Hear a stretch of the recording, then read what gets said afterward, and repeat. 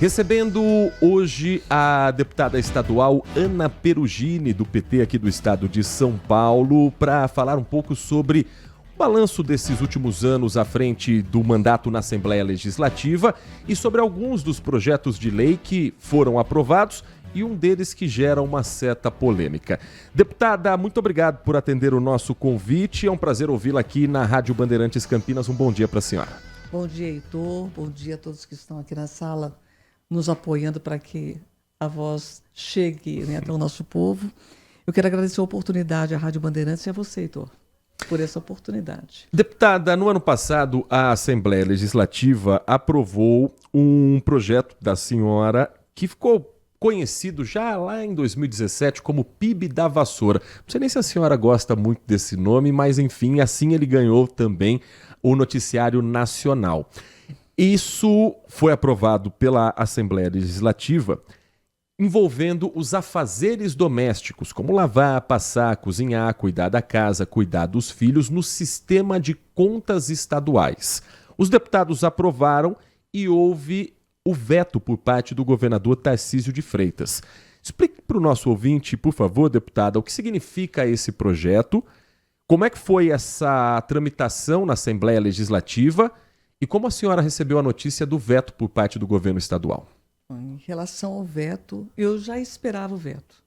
Porque quem cria uma Secretaria de Políticas para as Mulheres e não dá a condição dela ser exequível de aplicar as políticas públicas para defender os interesses das mulheres hoje na sociedade, no Estado, onde só aumenta o feminicídio, é de se esperar que o PIB da Vassoura sofresse o veto. Nós tivemos vetos que vão ficar na história, como o veto ao projeto que facilitaria a vida das pessoas com espectro autista, que era para prorrogar um laudo, porque nós sabemos até, infelizmente, hoje não há uma solução definitiva para isso, uma vez com o diagnóstico, você sabe que não há reversão em relação ao espectro autista. Esse projeto, ele encurtaria, ele permitiria que você não tivesse que, a cada ano, fazer a renovação para que aquele que tem um espectro recebesse benefícios. Ele foi vetado com a alegação de que precisa ser feito todo ano, porque, em havendo a reversão, é preciso que o laudo aconteça. Não há reversão. Então, houve a associação, a sociedade que conhece o espectro e que conhece a ciência que trata dessa questão, foi para cima, andou nos corredores da Assembleia e a Assembleia teve que derrubar o veto, porque o fundamento era absolutamente inaceitável, né? Era ridículo até. E em relação ao PIB da Vassoura, dessa inclusão, ele é da mesma forma, porque é de competência concorrente legislar, né, de forma ordinária e até mesmo por lei complementar, com projeto de lei complementar, quando se trata de políticas para melhorar a vida das pessoas. Não há aumento de despesa, eu não estou criando uma secretaria, não estou criando um departamento, eu estou dando uma atribuição a esse departamento de fazer aquilo que já é feito em muitos países. Nós sabemos do potencial do Estado de São Paulo. O projeto foi apresentado inicialmente em Brasília, em 2017. Eu fui convidada pela ONU Mulheres para apresentar o projeto no México, saí de um seminário com a presença do IBGE em Brasília para apresentar esse projeto. O projeto ganhou uma repercussão internacional. A Argentina hoje já contabiliza o tempo que a mulher retorna para sua casa e para a aposentadoria, porque ela retorna para casa para cuidar do seu filho. Isso é por demais natural que não se interrompa essa vida, né, da previdência da mulher que retorna. E no nosso país, agora se começa a discutir, nós tivemos agora, no encontro do G20, nós tivemos uma discussão grande, está ganhando uma repercussão muito grande a economia do cuidado. E aqui no estado de São Paulo, inclusive no dia da aprovação, eu falei no microfone de à parte que São Paulo saiu adiante, porque já aprovou o projeto. E esse projeto ganhou da Comissão de Constituição e Justiça na Alesp o parecer favorável, ou seja, um parecer dizendo é constitucional, é da competência e não haveria nenhuma necessidade ou nenhuma justificativa plausível para vetar o projeto. Mas é de se esperar, porque há que se ter coerência, né? A coerência aí diz o seguinte: a vida das mulheres, né, a vida de grande parte das pessoas que não têm visibilidade hoje no nosso Estado continua sendo irrelevante. E é um trabalho de estrutura de toda a sociedade. Nós sabemos que Para você estar sentado aí trabalhando, alguém vai preparar o teu alimento, né, para a hora do almoço, né? A roupa não nasce lavada nem passada no cabide nem na gaveta. Né? A casa ela não acontece limpa sem que alguém faça isso. Então o que nós queremos é que haja uma conta satélite. Quem faz esse trabalho, quanto custa isso para não ouvir, né? Eu não quero mais ouvir nenhuma mulher dizendo que ela não trabalha, ela só fica em casa, ela é do lar. E nem quero ouvir, como eu vi por ocasião da reforma da Previdência, que as mulheres querem direitos iguais, mas elas querem se aposentar antes, né? E nós sabemos que em 2022 nós trabalhamos em média. Quando eu falo em média, é a média no Brasil, porque no Norte e Nordeste essa carga horária em relação ao trabalho não remunerado exercido pelas mulheres é maior. A média em 2022 foi de 9 horas de trabalho a mais para as mulheres por semana. Então, há que se ter uma aferição para que isso possa nortear as políticas públicas, né? E aí, se você me permite, Heitor, né? Fica à vontade. Quando eu falo sobre isso, eu só vejo uma mulher cutucando o companheiro. Eu falei, tá vendo, né? Tá vendo? Deputada, só para a gente entender, por favor, conclua. É importante acabar com esse trabalho escravo. Para a gente entender, hoje no Brasil existe uma regra do INSS que a mulher dona de casa ela pode contribuir e, num futuro, ter aposentadoria. O que mudaria no estado de São Paulo e o que pode mudar com a lei que a senhora já colocou em discussão em 2017 em relação ao que já tem de regra hoje? Qual é a mudança principal da chamada PIB da vassoura? E vou lhe responder a pergunta com uma pergunta. Você conhece alguma diarista que recolhe a Previdência como autônoma? Eu não conheço. Mas dona de casa que aposentou, eu conheço. Eu não conheço. E vou lhe dizer, quem tem a condição de até ter num relacionamento o reconhecimento de que esse trabalho é importante, traz muita alegria.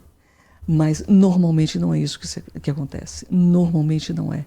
Eu já cheguei até numa profundidade maior no processo de discussão dentro da equipe, me referindo a alguém que estava trabalhando rotineiramente comigo, falei assim, olha, a tua previdência deveria alcançar a tua esposa que está em casa. Falei, o que é isso? Falei, deveria alcançar sim, porque para você estar aqui comigo, ela está lá. Então, é importante que o olhar não seja para algo que é uma exceção, mas aquilo que é rotineiro nas nossas vidas, aquilo que acontece e que passa desapercebido, é naturalizado.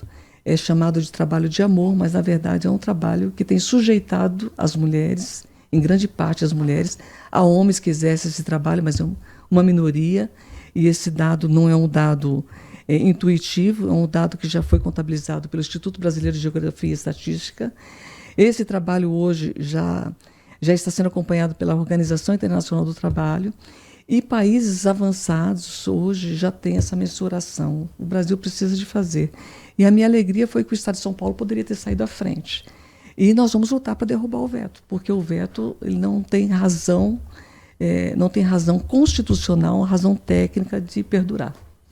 Nós estamos conversando com a deputada estadual Ana Perugini, que, quando deputada federal em 2017, apresentou esse mesmo projeto em Brasília e ele foi reapresentado em 2019 pela deputada federal Luiziane Lins, do PT do Ceará, ex-prefeita de Fortaleza. A senhora tem conversado com a deputada e como é que está a tramitação em Brasília, já que em São Paulo houve esse veto por parte do governo? Já teve seminário tratando desse projeto. Como eu disse, esse projeto já foi discussão agora no G20, né, porque é uma necessidade para avanço do país. Para que o nosso país avance, ele precisa de ter essa conta. As políticas não podem acontecer, as políticas públicas não podem vir a acontecer em função dos movimentos, mas em função de todo o dado estatístico levantado pelo próprio governo. Deputada, um outro projeto também da senhora relacionado aqui à região metropolitana de Campinas. No final do ano passado, a senhora apresentou a proposta para tornar uma área de proteção ambiental a Serra dos Cocais, que abrange Valinhos, Vinhedo, Itatiba, Louveira.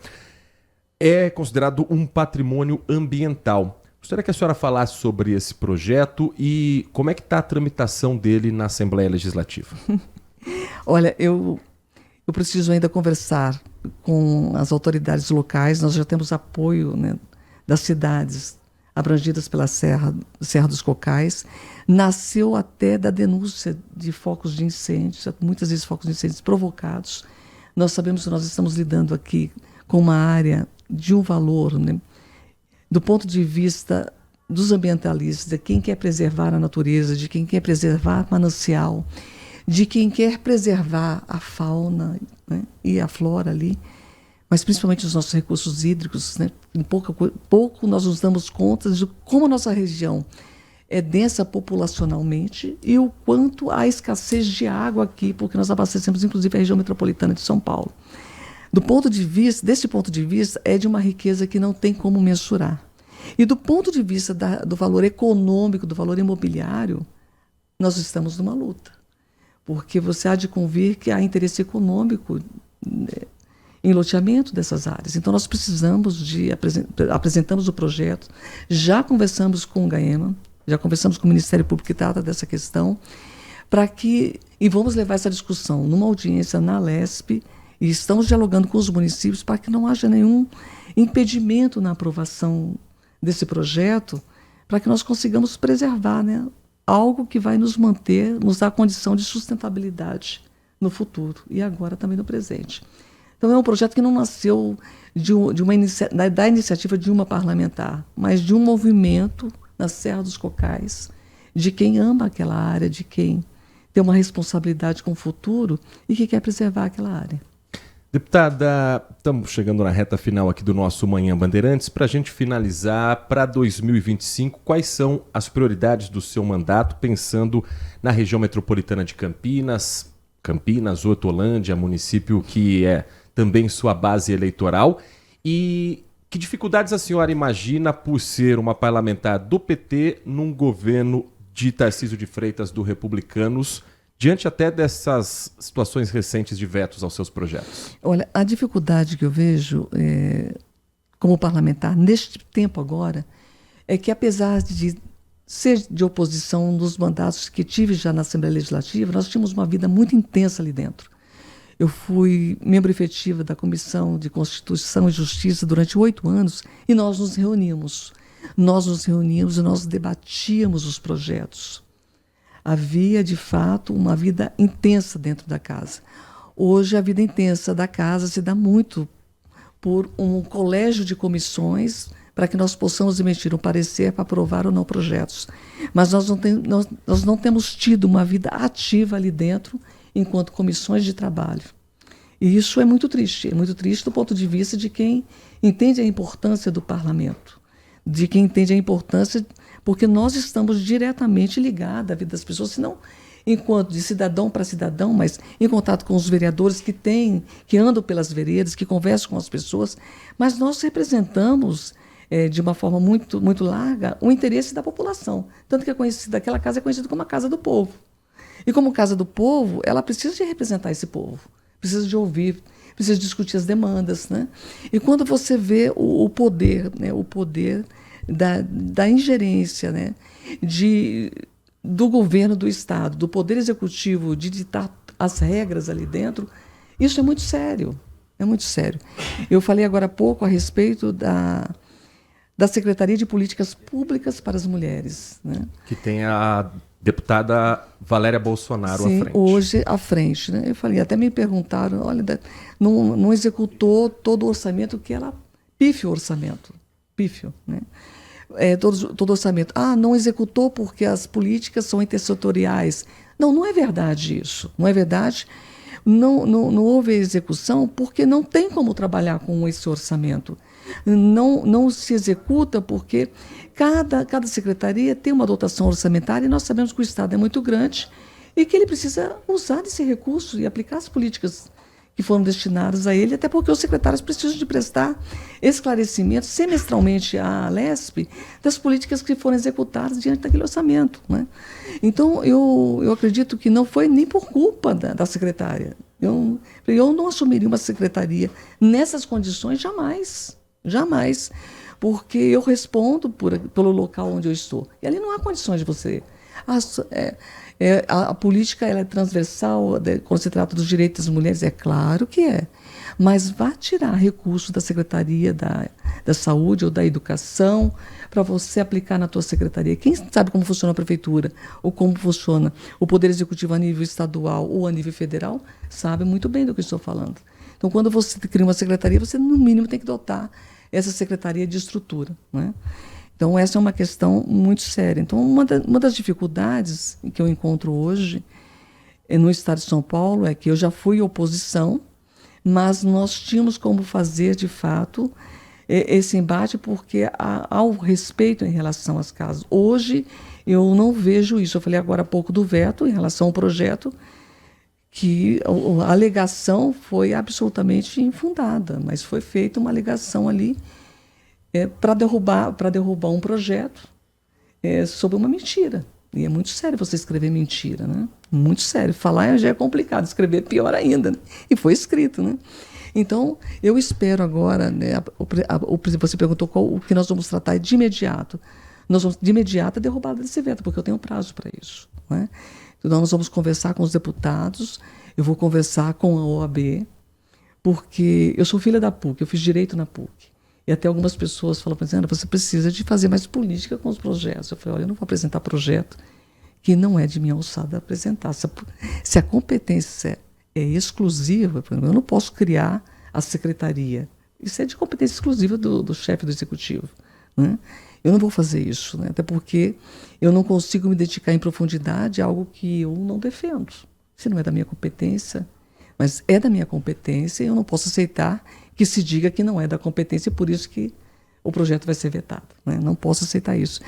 Nós tivemos um projeto muito importante que foi apresentado na casa, foi aprovado na casa e foi sancionado pelo governador, que foi a lei da responsabilidade, da paternidade responsável, para que os cartórios de registro civil agora informem a defensoria para que a criança que não recebeu o nome do pai tenha o procedimento adequado dentro da Defensoria Pública, que é a investigação de paternidade. Porque eu acredito que quando não há conhecimento do direito, muitas vezes ele deixa de ser exercido. E eu sei que o direito não socorre quem está dormindo, né? Então, se a genitora não tem esse conhecimento, até chegar ao cartório do juiz corregedor, que é a praxe que se usa hoje, para que haja a intimação do suposto pai, para que ele venha até o cartório, para dizer se é ou não é. Aí o juiz decide, aí ele envia para que haja investigação ou não. E isso tem um lapso temporal muito grande e nós precisamos de encurtar isso. Então, nós tivemos um projeto importante aprovado, né? E um projeto que nasceu em 2017 ainda. Então, tem muita coisa bonita que pode ser feita no Poder Legislativo, pelo Poder Executivo, mas é preciso haver muito respeito e entendimento do que é de cada casa e de uma fundamentação, no mínimo, aceitável para haver um veto e, quiçá, uma sanção, né? Mas nós vamos trabalhar ainda, porque agora a Comissão de Constituição e Justiça tem que se manifestar sobre esse veto. Deputada Ana Perugini, infelizmente nosso tempo é curto, mas espaço aberto para a gente sempre acompanhar um pouco mais do trabalho da senhora e dos outros deputados que estão também eleitos pela nossa região. Um bom 2025 para a senhora, bom trabalho a toda a sua equipe e um bom dia também. Heitor, parabéns pela condução do programa, parabéns a vocês que estão aqui. Eu fico muito feliz pela rádio, sou um amante da rádio, né? É uma terra que tem lei. Muito obrigada a você que esteve conosco até agora.